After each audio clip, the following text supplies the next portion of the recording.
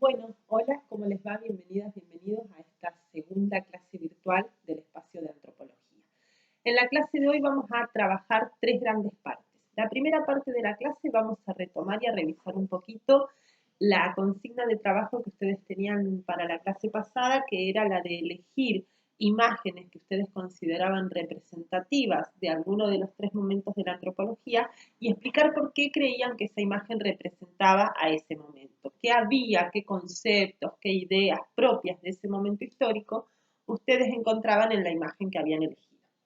En la segunda parte de la clase vamos a hacer unos comentarios muy chiquititos y muy breves sobre el texto de Bernardo Wexler que tenían que leer, el que hablaba sobre una mirada crítica sobre la conquista de América. Y en la tercera parte de la clase, las más extensas, nos vamos a meter, ahora sí, en un concepto que vamos a trabajar en la clase de hoy, que es el concepto de colonialidad. Vamos entonces a la primera parte de la clase. La semana pasada nosotros habíamos trabajado los tres grandes momentos históricos que constituyen a la disciplina antropología y habíamos visto cómo cada uno de esos tres momentos, si bien tienen en común la intención antropológica de estudiar a la diversidad, a la alteridad o a la otredad cultural, veíamos que cada momento tenía diferentes implicancias teóricas, políticas, científicas, con respecto a su objeto y a su método de estudio. Yo elegí tres imágenes que saqué de los trabajos de ustedes para compartir y para ver un poquito qué es lo que vemos en esas imágenes, más que nada teniendo en cuenta que a algunos trabajos yo les hice algunas correcciones y les sugerí que vuelvan a leer la clase, que vuelvan a lo teórico, porque como les decía en la clase anterior, los contenidos de esa primera clase son muy importantes porque nos dan el marco teórico, nos dan el vocabulario, nos dan el concepto, nos dan el soporte con el que vamos a seguir avanzando en todo el resto de la materia. Por favor, les pido, lean los documentos que les voy compartiendo en el grupo, lean los archivos que les voy enviando, sobre todo porque dependemos mucho de estos trabajos para sostener la virtualidad en las clases, ¿sí? Yo les mandé un documento ayer referido a cómo nos vamos a organizar en lo que queda de virtualidad, que por lo visto van a ser por lo menos un par de semanas más. Y fíjense, por favor, lean con atención ese documento. Digo porque lo mandé ayer e incluso al día de hoy sigo recibiendo, por ejemplo, reescrituras de trabajos, ¿sí? Por favor, lean con atención ese documento. Vamos ahora sí a algunas imágenes que yo tomé de trabajos de ustedes como para compartir y también por ahí que podamos pensar juntas y juntos algunas cuestiones. Los voy a mostrar así porque no tengo mucha tecnología, a ver si se ve.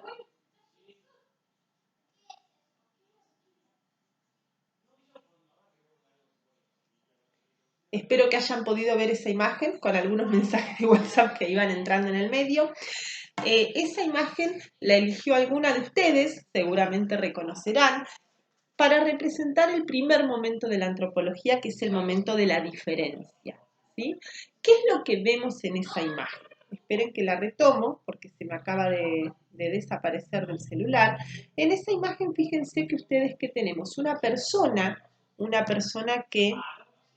cuyo color de piel es oscura, que está arrastrando con un carro a otras dos personas que aparentan ser europeos, ¿no? Que aparentan estar en ese lugar que hablábamos propio del primer momento del desarrollo, de la civilización, del progreso. ¿Qué es lo que vemos claramente ahí? Vemos claramente una diferencia instaurada, vemos claramente cómo hay una clasificación entre las personas, vemos clarito cómo opera en esa imagen el concepto de que hay personas superiores y personas inferiores.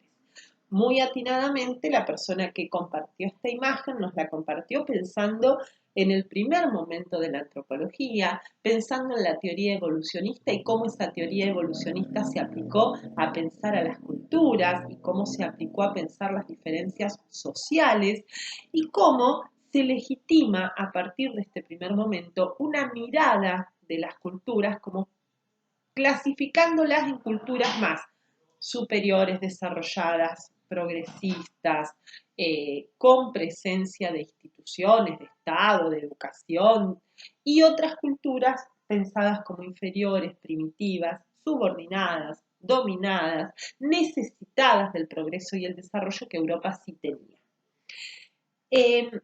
Otra imagen que eligió, a ver, espero que la puedan ver.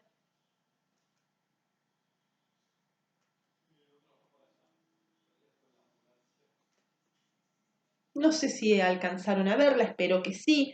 Esa imagen representa a dos mujeres, una mujer que es antropóloga y otra mujer perteneciente a un pueblo originario. Esta imagen me interesó particularmente, la eligió alguien de ustedes también, porque van a ver que en la clase que viene vamos a retomar esta imagen. La antropóloga que ustedes ven ahí es Margaret Mead, está estudiando en México, esa foto fue sacada en México. Este momento, esta imagen fue elegida por alguien para representar el segundo momento, el de la diversidad. ¿Por qué representaron a la diversidad con esta imagen?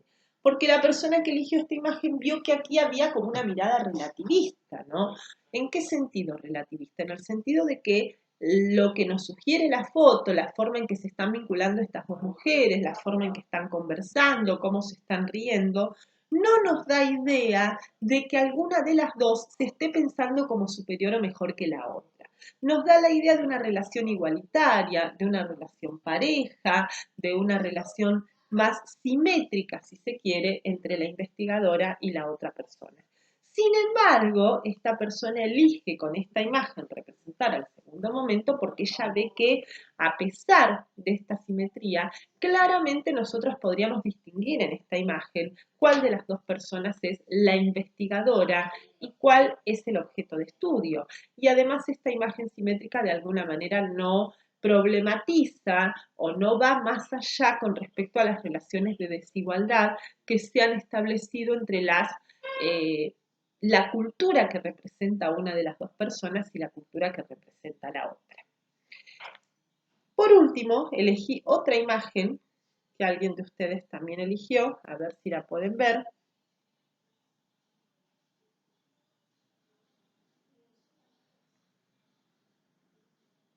Esa tercera imagen, la persona que la eligió para representar el tercer momento, que es el de la desigualdad. ¿Por qué representaron con esta imagen el tercer momento? ¿Qué vemos en esta imagen? Bueno, en esta imagen vemos, por un lado, a lo lejos, estos barcos y las carabelas de Cristóbal Colón. Vemos la persona de un conquistador que está escribiendo un libro de historia y está escribiendo el libro de historia con la sangre de la persona que está asesinada al lado de él, que representaría a una persona perteneciente a los pueblos originarios. ¿Qué vemos en esta imagen?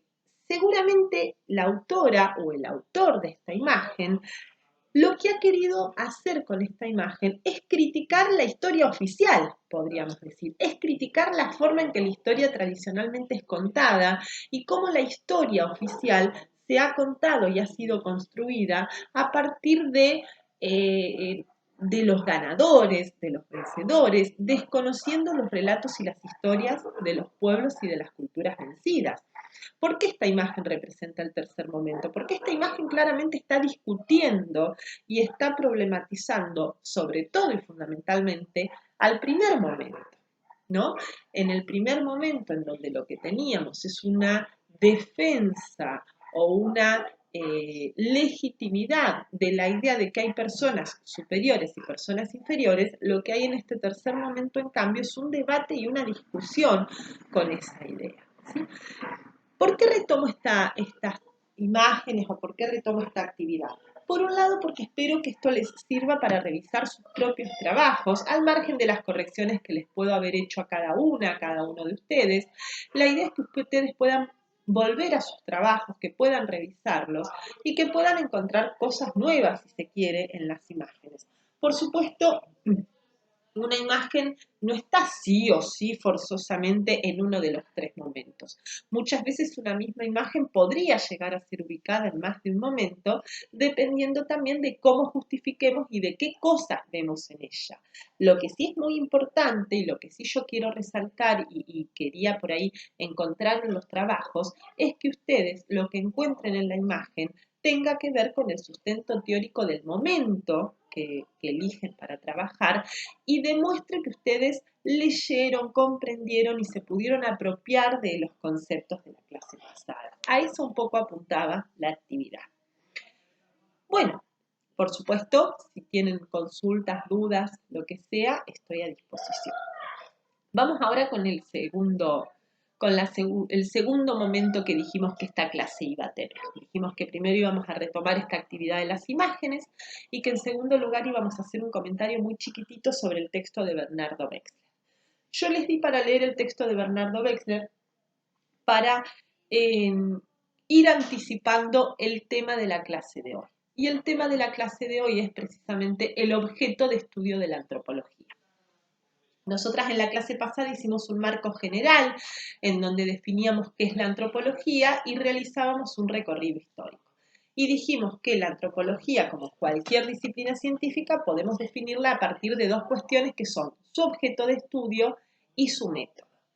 En la clase que viene nos vamos a meter con el método, pero en la clase de hoy lo que vamos a hacer es abordar el objeto de estudio de la antropología. Y el objeto de estudio de la antropología dijimos que es la alteridad, la diversidad, la otredad cultural.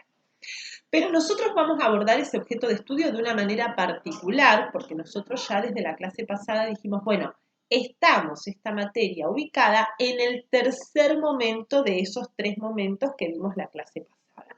Es decir, que para pensar el objeto de estudio de la antropología, lo que buscamos aquí es problematizar y discutir cómo esa alteridad cultural, esa otredad cultural ha sido construida a partir de una desigualdad y una desigualdad que se origina en nuestro continente a partir del mal llamado descubrimiento de la conquista de América y que empieza a partir de ese momento a mirar a las personas a partir de esta idea de superioridad y de inferioridad que veíamos que es propia del primer momento de la antropología. Y con esto nos vamos a pelear, porque nosotras estamos ubicadas en el tercer momento.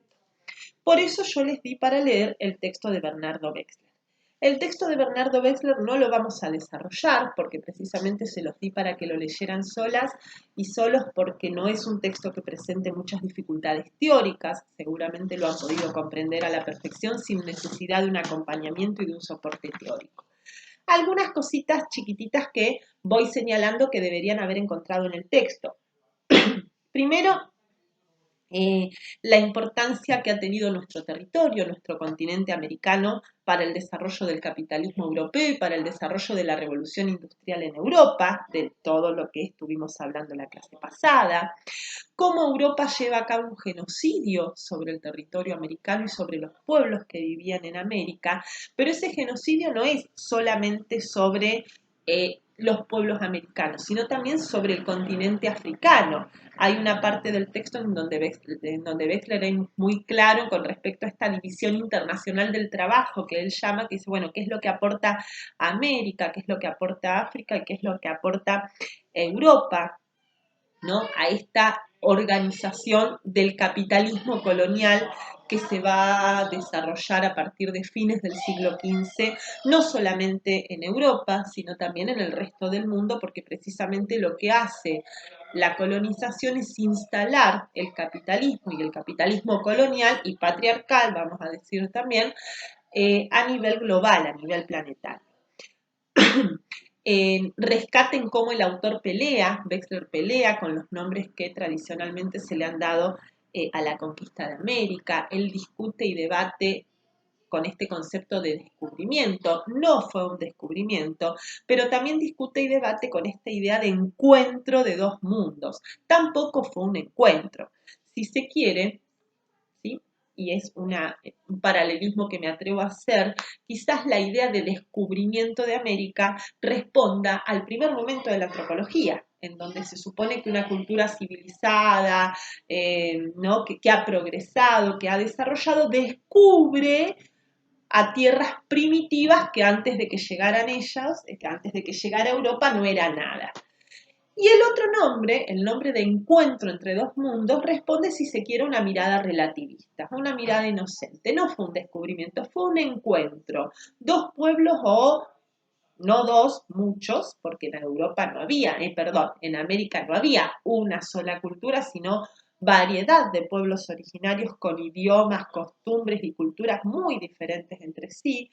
Entonces se encontraron, pero esta idea de encuentro desconoce que en realidad tampoco fue un encuentro, porque en un encuentro, qué sé yo me encuentro con alguien a tomar mate, cuando se puede, cuando no estamos en cuarentena, a tomar mate, conversamos, eso es un encuentro, una relación entre iguales. No fue un encuentro tampoco, ¿no? Y esto es lo que le cuestionamos también al relativismo, desconocer las relaciones de poder.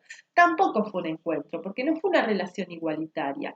Fue una colonización, fue una conquista en donde una cultura lo que hizo fue aplastar, dominar y avasallar a otras.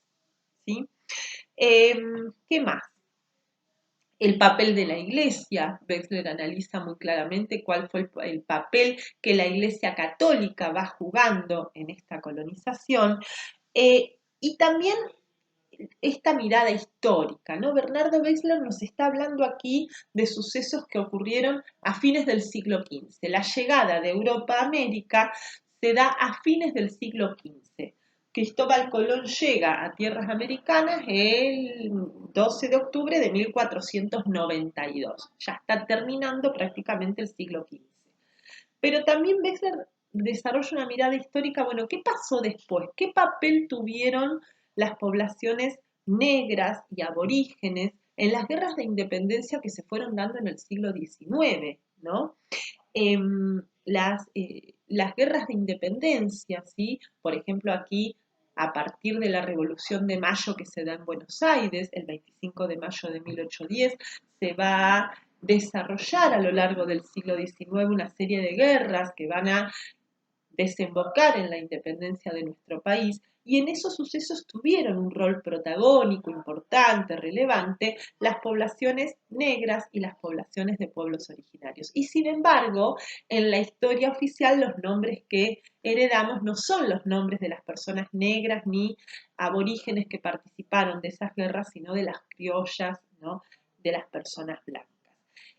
¿Y qué lugar ocuparon los negros y los indios en esas guerras de independencia? Y en general, ¿sí? Lugares subordinados, lugares de dominación, ¿sí? Y que Wexler también sobre el final del texto vincula con las relaciones de explotación y las relaciones de dominación que podríamos pensar también en la actualidad. El capitalismo actual de principios del siglo XXI también está sostenido a partir de relaciones de dominación y de desigualdad sobre ciertos grupos. Con respecto al texto de Wexler, por supuesto, si hay dudas, consultan lo que sea, los invito a escribirme lo que necesiten, estoy a su disposición. Y con ese texto lo que van a tener que hacer es participar de un foro. Yo les voy a dejar, van a encontrar el foro en el aula virtual, y la idea es que participen de un foro. Van a encontrar la consigna en el foro y también en el documento de la clase que les voy a compartir, para trabajar con este texto. Y ahora sí vamos a la tercera parte de la clase. En esta tercera parte de la clase vamos a trabajar este objeto de estudio de la antropología que estamos diciendo que queremos pensar la clase de hoy a partir de un concepto que es el de colonialidad. Para que ustedes trabajen el concepto de colonialidad, yo les voy a dejar también una ficha de cátedra. Si quieren ampliar las lecturas, si quieren leer algo más, al final de la ficha de cátedra van a encontrar cuáles son los textos que yo usé para armar esa ficha y poder recurrir a esos textos si lo desean. ¿Sí?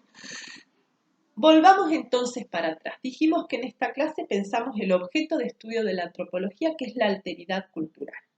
Que esa alteridad cultural la estamos pensando no pretendiendo ser neutrales ni universales, sino que la estamos pensando posicionadas en el tercer momento de la antropología, sabiendo que estamos queriendo problematizar la desigualdad, que estamos queriendo problematizar los vínculos de dominación que se dieron a partir de la colonización. Ahora sí.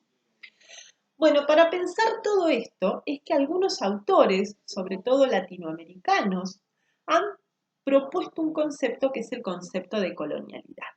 El primer autor que habla del concepto de colonialidad es un sociólogo peruano que falleció hace poquito, Aníbal Quijano. Aníbal Quijano es quien elabora este concepto de colonialidad. ¿Qué es lo que quiere decir Quijano con esta idea de colonialidad?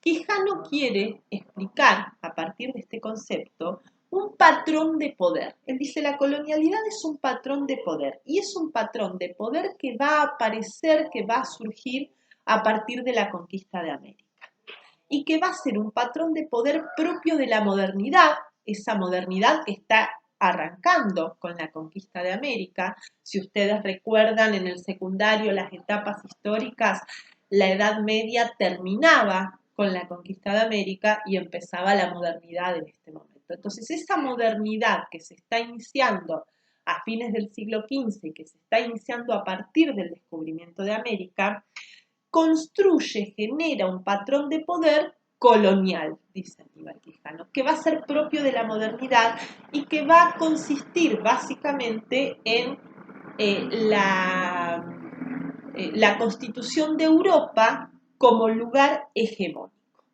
¿Sí?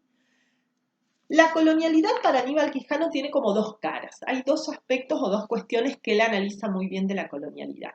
La primera, él dice así, la colonialidad se caracteriza por un entramado de relaciones intersubjetivas. A ver, ¿qué significa este concepto? ¿Qué significa un entramado de relaciones intersubjetivas? Relaciones intersubjetivas se refieren entre las personas, entre los sujetos. ¿Cómo se traman, cómo se construyen las relaciones entre los sujetos con la modernidad colonial? Se construyen de forma jerárquica, dice Aníbal Quijano. Las poblaciones se van a pensar de manera jerárquica a partir de una idea, de un concepto que es el concepto de raza. Es decir, a partir de la conquista de América y a partir de la modernidad, las personas vamos a ser pensadas por Europa en términos de razas. Las personas pertenecemos a determinadas razas. Y el pertenecer a una raza o a otra nos va a otorgar cierto lugar que va a ser necesariamente jerárquico. ¿Qué significa que son jerárquicos los lugares?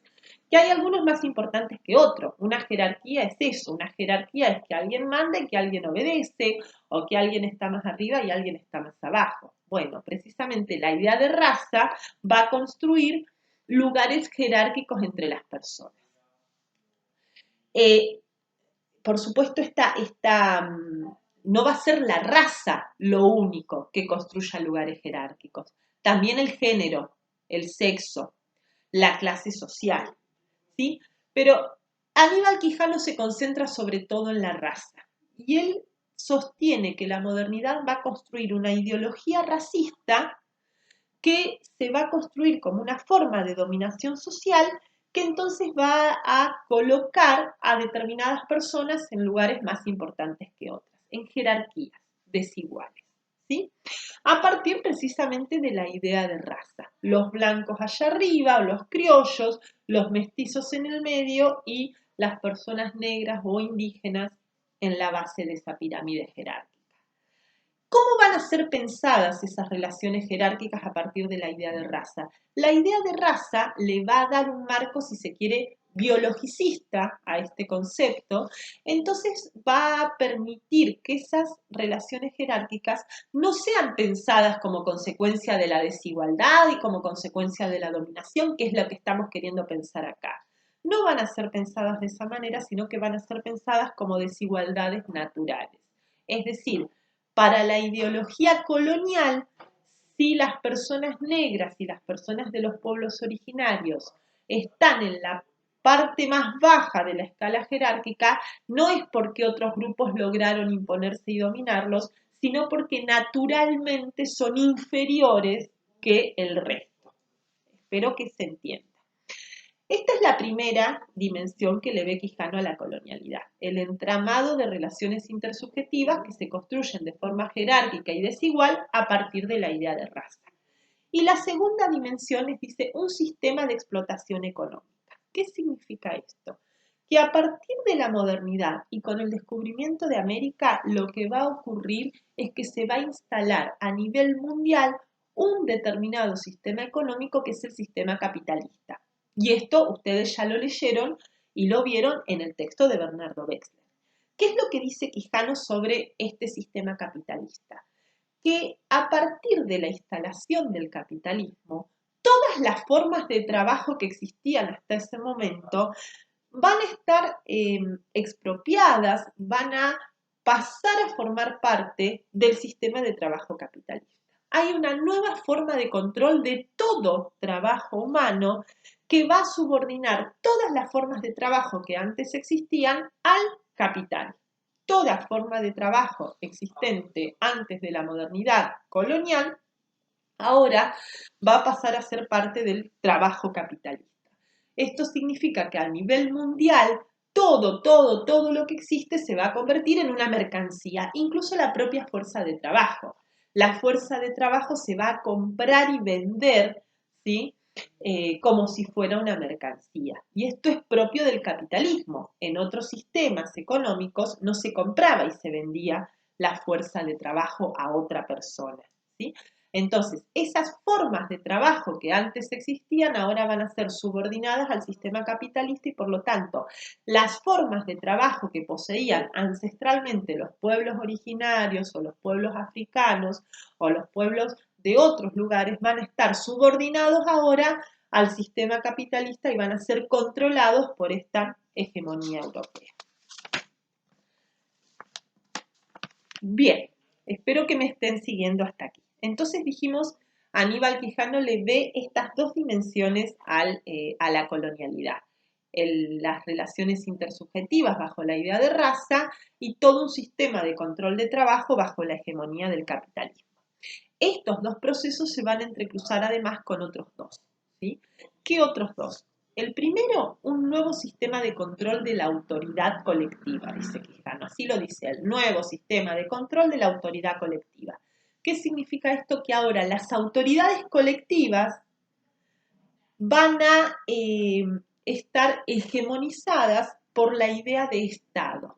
El Estado va a concentrar las autoridades políticas de prácticamente todos los lugares, ¿sí? A partir del proceso colonial, los diferentes lugares del planeta se van a empezar a construir como estados a imagen y semejanza de los estados europeos. Ya no van a tener las formas de autoridades colectivas que tenían previamente, sino que van a tener una forma de organización política ligada a la idea de Estado, como los estados europeos, y que además esos estados van a ser en general encabezados por los dominadores en ese proceso de jerarquización que veíamos recién. Es decir, pensemos en Latinoamérica. La mayoría de los lugares latinoamericanos se van a conformar como estados, esos estados van a estar todo el tiempo mirando a Europa, van a querer ser como Europa, y las personas que gobiernen esos estados no van a ser personas de los pueblos originarios, ni van a ser personas provenientes de las poblaciones negras, sino que van a ser personas de herencia europea, van a ser los criollos, o van a ser los blancos, o van a querer ser como Europa.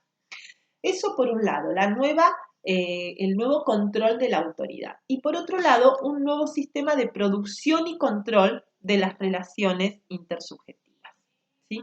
También las relaciones intersubjetivas de las que hablábamos recién van a estar controladas con un sistema que Aníbal Quijano llama el eurocentrismo.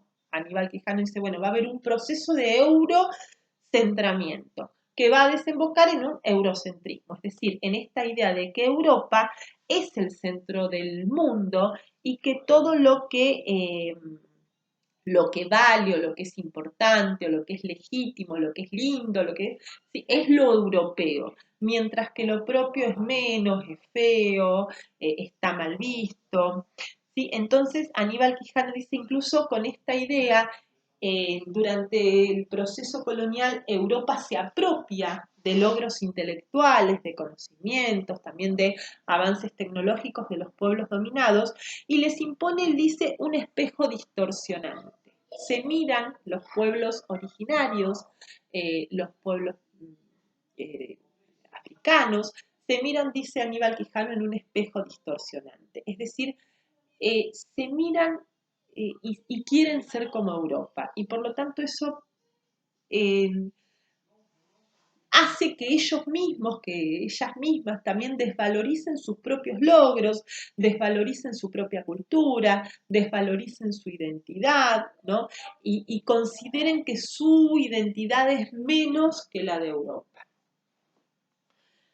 Bien, hasta aquí entonces el concepto de colonialidad como lo desarrolla Aníbal Quijano. En la ficha de cátedra, después de Aníbal Quijano, hay una aclaración que dice, bueno, distingamos la colonialidad del colonialismo, ¿sí? Son dos conceptos distintos. ¿Hasta aquí de qué venimos hablando? Venimos hablando de la colonialidad.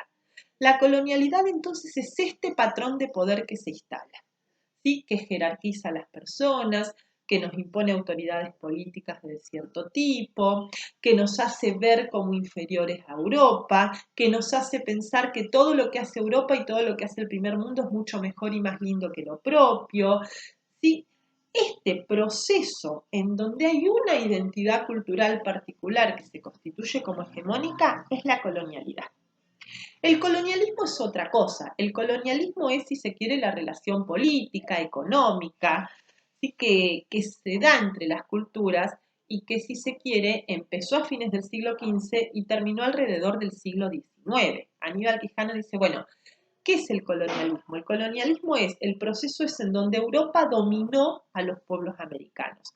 El colonialismo terminó y podríamos decir que sí, qué sé yo, aquí, por ejemplo, en la Argentina, el 9 de julio de 1816, Argentina se declaró un país independiente, es decir, que nos pensamos como independientes y dejamos de depender políticamente de Europa, dejamos de depender, ¿sí?, políticamente de España. Por lo tanto, esas guerras de independencia del siglo XIX y ese proceso de alguna manera fueron terminando con el colonialismo en los diferentes países americanos.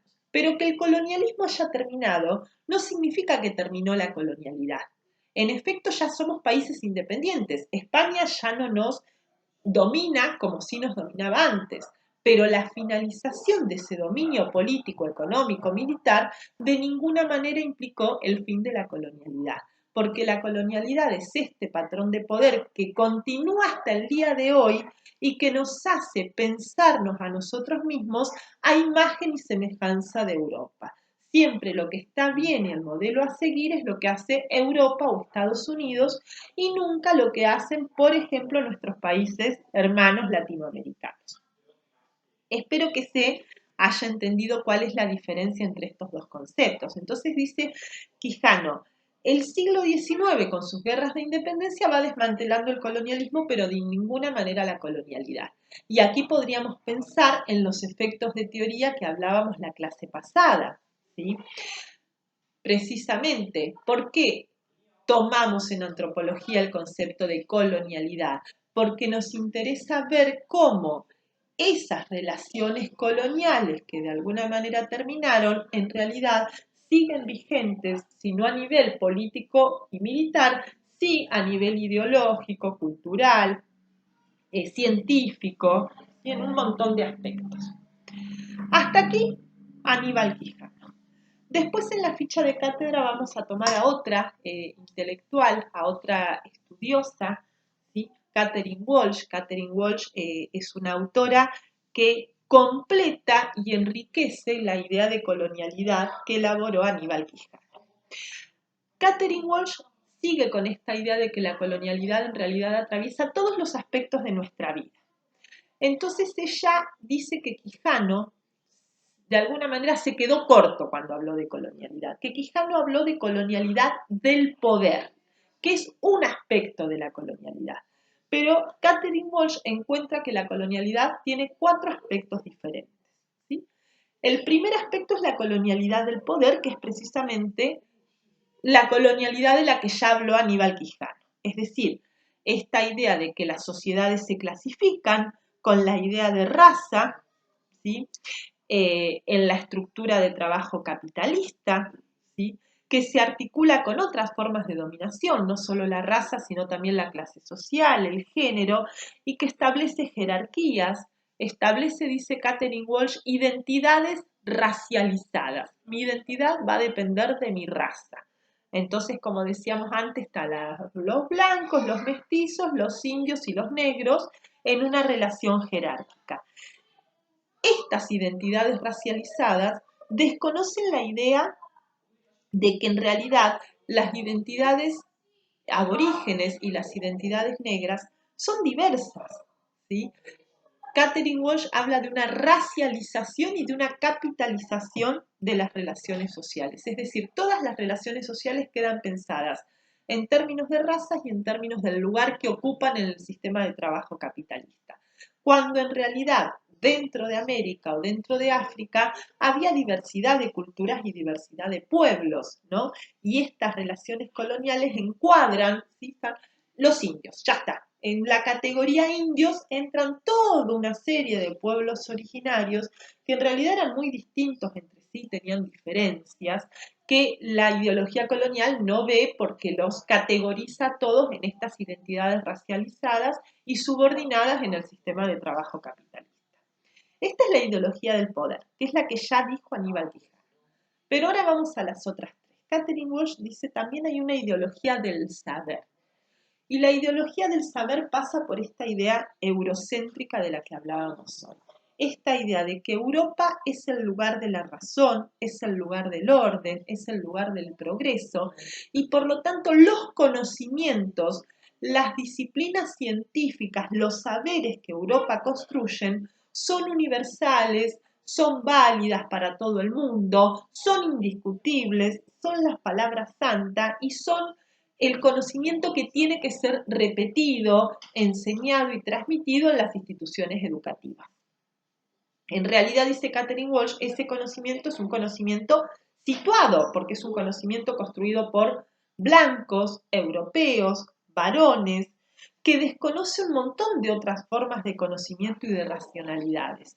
Por eso, Catherine Walsh va a proponer una decolonialidad del saber, una invitación a pensar otras lógicas, otras formas de conocimiento, que desde otros lugares.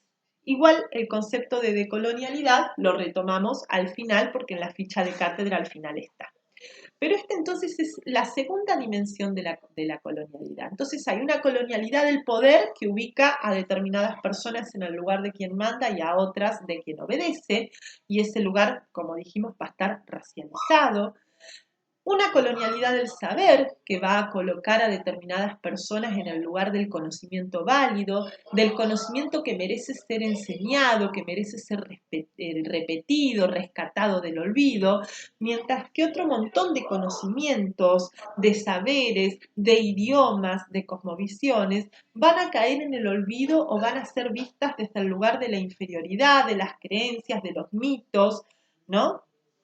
Y de lo que no merece ser rescatado. Tercera dimensión de la colonialidad de la que habla Catherine Walsh, la colonialidad del ser, ¿sí? Del ser. Las personas también estamos atravesadas, el ser nuestro está atravesado por una mirada colonial. ¿Qué significa colonialidad del ser? Que hay una inferiorización, una subalternización, una deshumanización de ciertas personas y de ciertos grupos. Estas identidades marcadas por pertenecer a determinada raza, por tener determinado color de piel, son pensadas como menos humanas, como inferiores, cuando al principio decíamos en la imagen de una persona que arrastraba con un carro a otras dos. Y está visto como natural, está visto como bien, porque se supone que esa persona es inferior a la otra. Esa es la colonialidad del ser.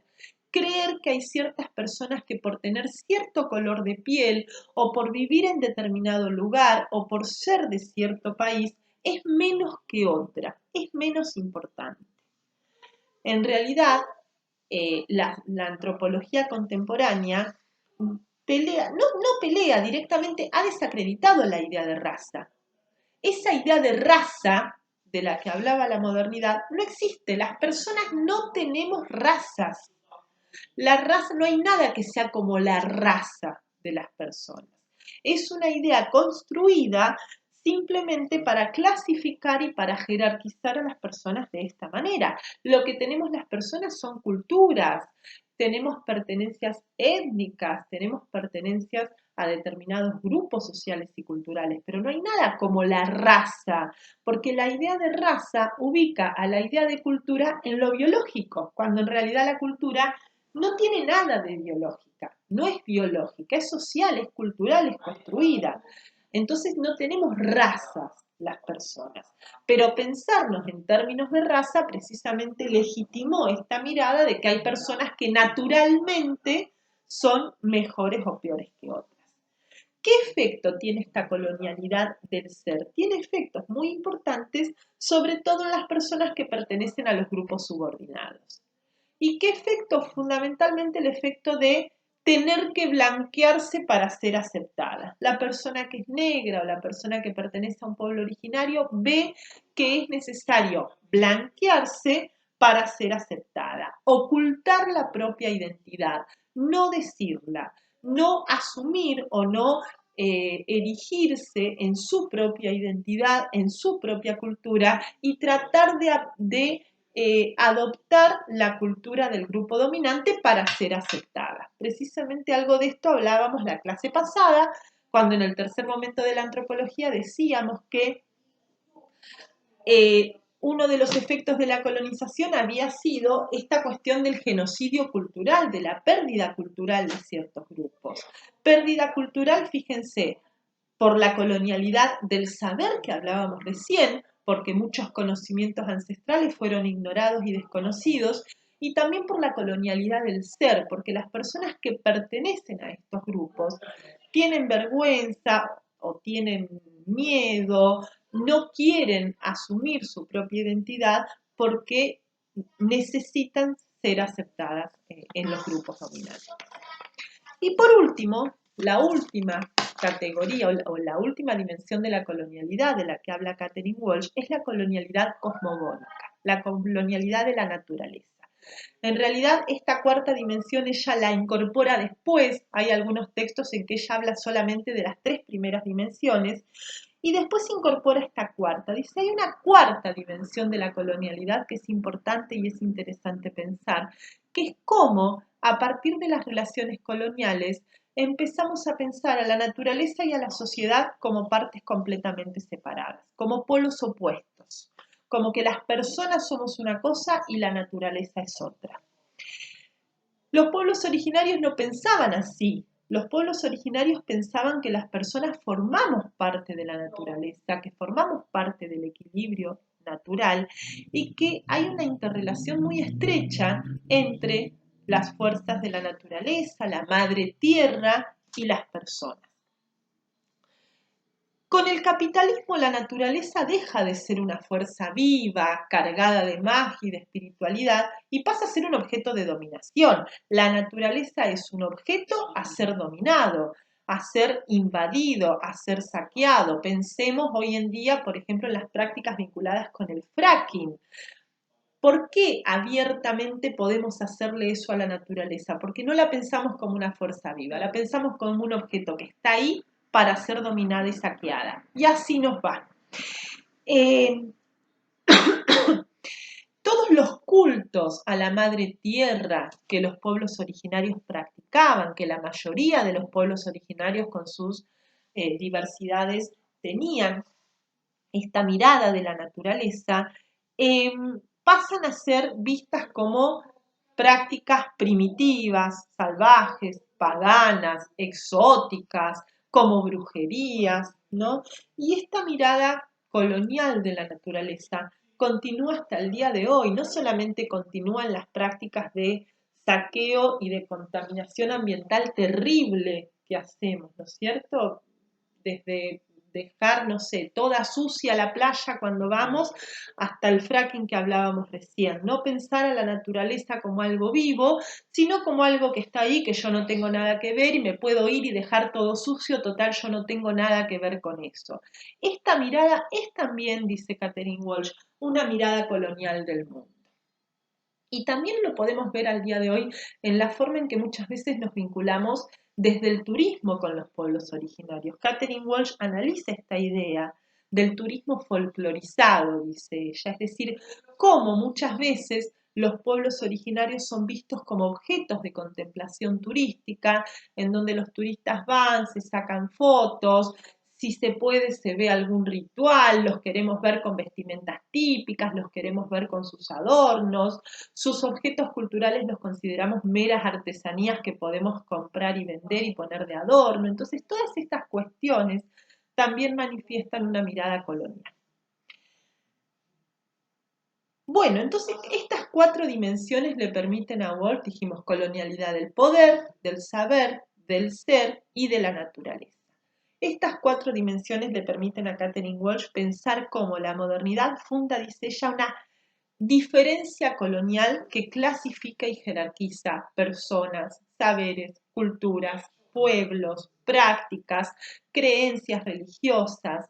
Hay un ejemplo que ella toma, que no vamos a entrar en detalle porque ella lo explica muy claramente y lo toma también de un escritor uruguayo, Eduardo Galeano, que tienen para leer también en la ficha de cátedra porque nos da aportes muy interesantes para pensar estas cuestiones, pero es la forma en que, por ejemplo, la geografía nos enseñó el mapa mundial, cómo se dibuja el mapa mundial y cómo ese mapa mundi está construido también con una mirada colonial. En realidad, entonces, ¿qué podemos pensar? Que el conocimiento no es universal ni neutral, que el conocimiento científico que Europa construyó es también un conocimiento situado. Dice Catherine Walsh, es un conocimiento situado geohistóricamente, geopolíticamente y geoculturalmente. Dicho de otra forma, tiene color, tiene lugar y tiene género también, porque el conocimiento que enseñamos y aprendemos es un conocimiento construido por varones europeos blancos en general. O cuántas mujeres científicas conocemos, o cuántas personajes históricas mujeres tenemos, los próceres son siempre varones, ¿no? Cuántas personas de los pueblos originarios. Si yo les pidiera ahora que me digan próceres, capaz que enseguida pueden pensar en 3 o 4. En cambio, si yo les pidiera que me nombren caciques o personas importantes de los pueblos originarios que se opusieron a la colonización, quizás tendríamos que pensar o no conocemos ninguno, porque la historia que nos enseñaron, porque los conocimientos que nos enseñaron y que aprendemos son conocimientos construidos con una mirada colonial. Y por eso la ficha de cátedra cierra con este otro concepto. Bueno, ¿qué hacemos ante esta mirada colonial? Los autores proponen un giro decolonial, es decir, desarmar, decolonizar esta mirada, construir un proyecto político, social, educativo, cultural, para construir un nuevo orden social distinto al colonial, pero para construir eso tenemos que darles voz precisamente a las personas a las que no se les ha dado voz hasta el momento en la construcción de conocimientos. Darle voz precisamente a los grupos que han sido tradicionalmente oprimidos y avasallados. Y un poco de esto también se va a tratar el programa de antropología y en este camino es que vamos a tratar de ir construyendo la antropología. Con respecto a esta ficha de cátedra, lo que les voy a pedir para la clase que viene es que la lean, por supuesto, y que también participen de un foro que tienen la consigna ahí. Tienen para ver un pequeño videíto de un filósofo mendocino, pero que vive hace muchísimos años en México, que es Enrique Dussel. Enrique Dussel es un brillante pensador de filosofía latinoamericana y que precisamente nos invita a pensar en términos decoloniales. Y él habla precisamente en su video de algunas cuestiones de la colonialidad que estuvimos analizando. Les voy a pedir también que vean ese videíto de Enrique Dussel que van a tener en la consigna y que también participen de un foro también pensando un poquito en los conocimientos escolares y en nuestras historias escolares, a ver si han tenido o no esta mirada colonial de la que estamos hablando. Bueno, muchísimas gracias. Nos vemos la próxima clase. Adiós.